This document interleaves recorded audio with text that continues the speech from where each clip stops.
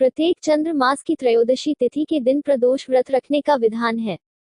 यह व्रत कृष्ण पक्ष और शुक्ल पक्ष दोनों को किया जाता है। सूर्यास्त के बाद के 2 घंटे 24 मिनट का समय प्रदोष काल के नाम से जाना जाता है। प्रदेशों के अनुसार यह बदलता रहता है।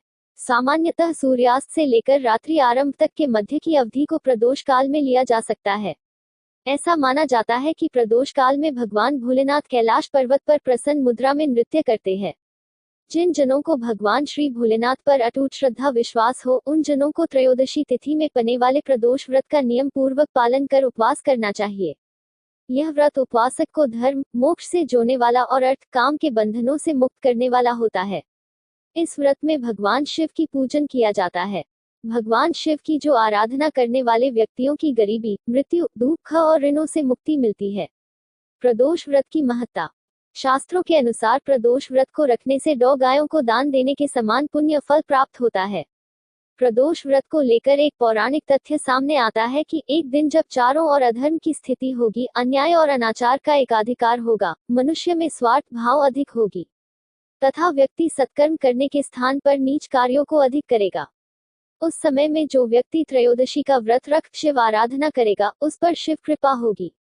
इस व्रत को रखने वाला व्यक्ति जन्म जन्मांतर के फेरों से निकलकर मोक्ष मार्ग पर आगे बढ़ता है। उसे उत्तम लोक की प्राप्ति होती है। व्रत से मिलने वाले फल। अलग अलग वारों के अनुसार प्रदोष व्रत के लाभ प्राप्त होते हैं। सोमवार के दिन त्रयोदशी पने पर किया जाने वाला व्रत आरोग्य प्रदान करता है। सोमवार के दिन जब त्रयोदशी आने पर जब प्रदोष व्रत किया जाने पर उपवास से संबंधित मनोइच्छा की पूर्ति होती है। जिस मास में मंगलवार के दिन त्रयोदशी का प्रदोष व्रत हो, उस दिन के व्रत को करने से रोगों से मुक्ति व स्वास्थ्य लाभ प्राप्त होता है। एवं बुधवार के दिन प्रदोष व्रत हो तो उपवासक की सभी कामना की पूर्ति होने की संभावना बनती है। गुरु प्रदोष व्रत शत्रुओं के विनाश के लिए किया जाता है। शुक्रवार के दिन होने वाला प्रदोष व्रत सौभाग्य और दाम्पत्य जीवन की सुख शांति के लिए किया जाता है। अंत में जिन जनों को संतान प्राप्ति की कामना हो, उन्हें शनिवार के दिन पने वाला प्रदोष व्रत करना चाहिए।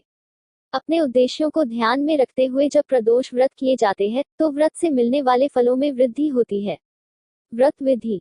सुबह स्नान के बाद भगवान शिव, पार्वती और नंदी को पंचामृत और जल से स्नान कराएं। फिर गंगाजल से स्नान कराकर बेलपत्र, गंध, अक्षत, चावल, फूल, धूप, दीप, नैवेद्य